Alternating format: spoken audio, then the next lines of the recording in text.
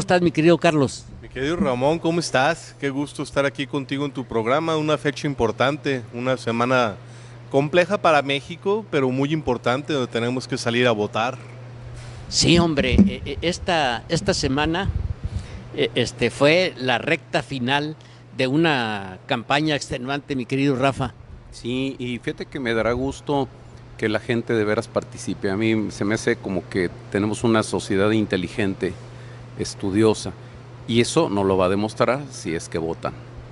Mañana ya sabremos quién será nuestra nueva presidenta.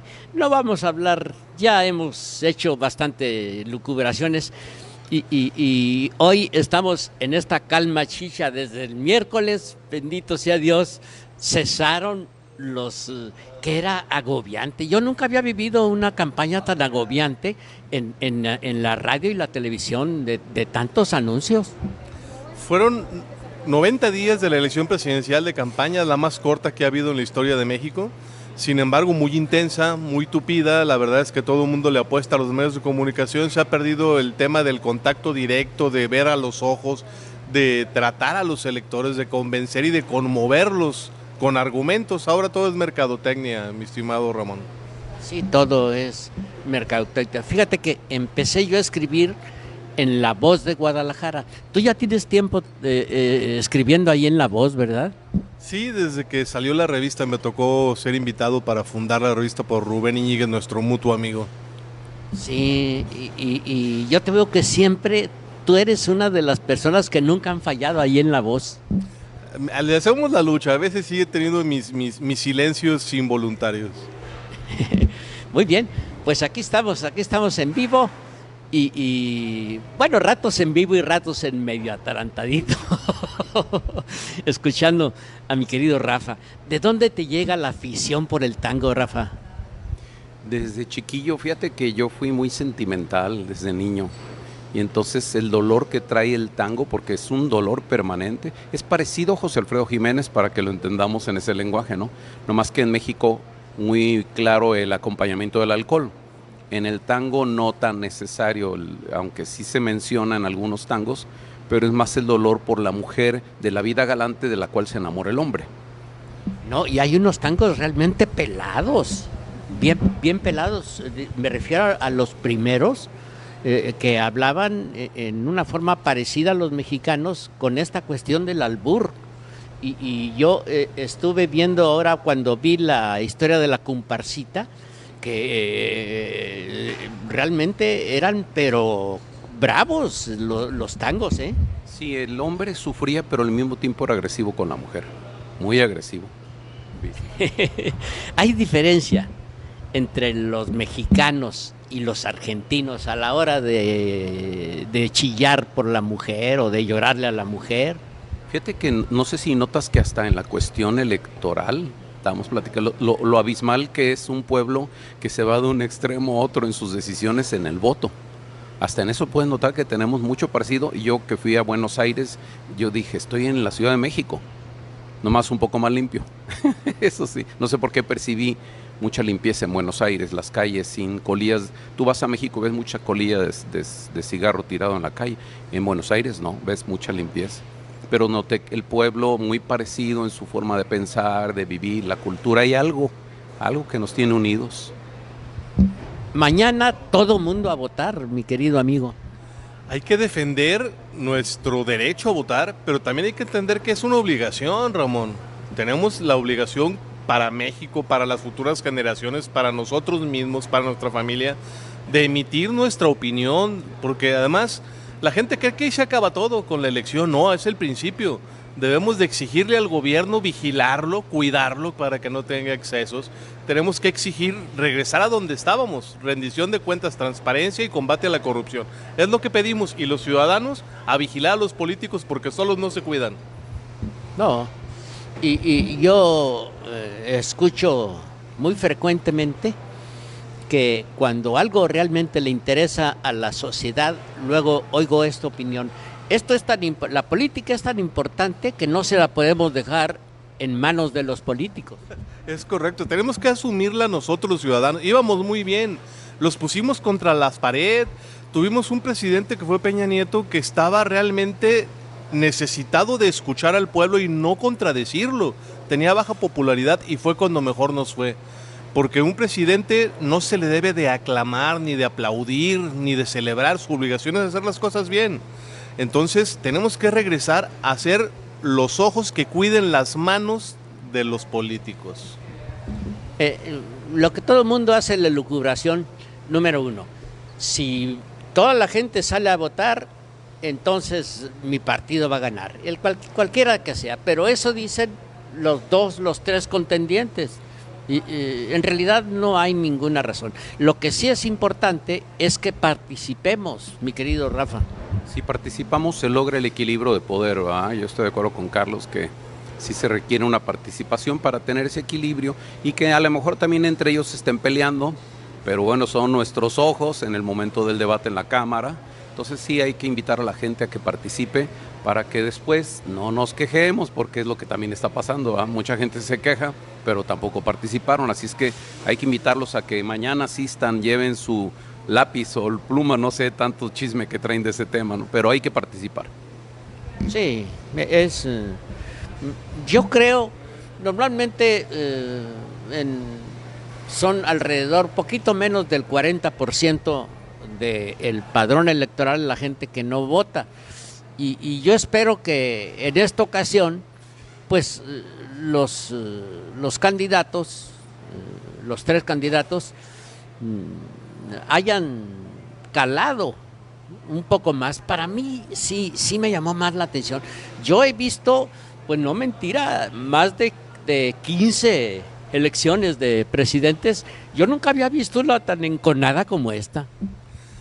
La verdad es que es una elección muy interesante. Vamos a tener una presidenta mujer, eso es un hecho, no hay forma de que sea diferente. Pero la verdad es que eso no es lo más importante. Lo más importante es el rumbo que se le debe dar al país, los cambios de futuro, los cambios de modelo. Porque al final de cuentas hemos tenido 4 transiciones democráticas en este país y el régimen no cambió, ¿eh? El sistema sigue impoluto, sigue siendo el mismo, la corrupción sigue siendo la misma, se sigue sirviendo los servidores públicos con choferes, con celulares, con escoltas, con carros de lujo, con combustible, se siguen despachando con la cuchara grande. Entonces, ¿qué cambia cuando votamos? O sea, tenemos que generar ese cambio profundo de que el gobierno le sirva a la sociedad y no se sirva de ella.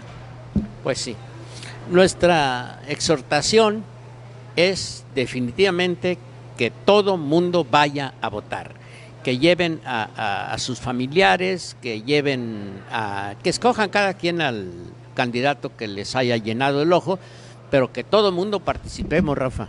Hasta la mascota se la pueden llevar.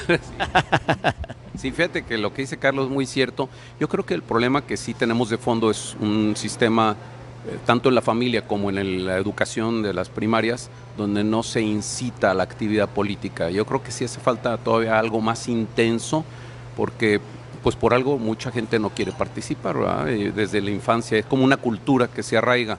Entonces necesitamos que pase una generación muy intensa para decir, vamos sobre los niños para enseñarles que la actividad política es obligatoria. Y por ejemplo, una gran parte de los indolentes son los nuevos votantes, los que recién llegan. Y resulta que este México que vamos a dejarles, los que ya peinamos canas, precisamente es el México que les toca a ellos. Y al revés, deberían participar con mayor razón. Sí, la verdad es que si quieres que haya cambios, tiene que empezar con las nuevas generaciones. Las nuevas generaciones están inconformes con las formas de los de antes. El diálogo intergeneracional no se ha dado. Hay una ruptura entre las personas de más de 40 años y los jóvenes. Y los jóvenes piensan que para qué participar si ya está definido. La ven como ya resuelta. Algo así como, ¿y para qué quieres mi voto si ya sabes quién va a ganar? Eso no es cierto, eso no sucede, todo puede variar, el voto oculto, el voto de castigo, movimientos emergentes de la sociedad en todo el mundo han estallado en momentos críticos, y ¿por qué no pensar que podría ser el domingo, no? Pues sí, podría ser, pero también podría no ser. Sí, fíjate que yo observo que esto es mundial, o sea, de alguna manera el caminar de los ciudadanos en el planeta, por ejemplo, Alemania igual se juntó la oposición, ¿verdad? Y hoy en día eran oposición. Entonces como que es un movimiento mundial que se está dando, donde los mismos jóvenes sí vienen buscando un cambio, pero traemos una cultura, yo creo que de 200 o 500 años, donde un gran sector de la población no siente el derecho a participar o no cree que tenga la obligación. ¿De qué fue tu texto de esta semana en La Voz de Guadalajara? Insistí en que votar es una libertad, pero también es una obligación. Votar es una libertad, pero también es una obligación. Yo escribí de fútbol para recordar cómo empecé en el periodismo.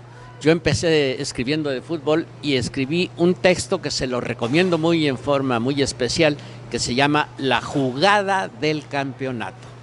Así que todo el mundo lea La Voz. Es que América tiene mala reputación y luego sigue cosechando sus propios actos, ¿no? O sea, campeón, pero cuestionable. Son 15 veces campeón. Bueno, pero muchos de ellos son de los de a 6 meses, no como los de las Chivas, tú que eres súper Chiva. Aquellos duraban un año el campeonato. Sí, a mí lo que me gusta de las Chivas, te soy sincero, es el que son mexicanos. Yo jugué de chavo, fui portero cuando el Zuli y Ledesma éramos chavillos, y me encantaba eso, que eran mexicanos, no extranjeros. O sea, de ahí se cimenta muchas veces la selección. Entonces, por eso es el tema de las Chivas. Pero sí veo en México también el tema de la corrupción en el fútbol, es también altísimo. Muy bien, pues ya los voy a invitar para que hablemos de la corrupción en el fútbol. Todo mundo a votar. Como quiera que sea, todo mundo a votar. Mañana todos los dedos deben estar pintaditos. Mi querido Carlos, muchas gracias. Muchas gracias por acompañarnos tanto tiempo aquí.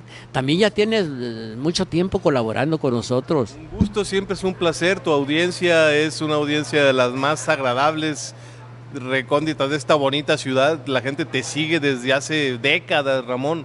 Tu programa pues ya lleva 3 décadas y media pasaditas, entonces la gente tiene una muy clara idea de lo que va a encontrar aquí en la Supermesa contigo, Ramón.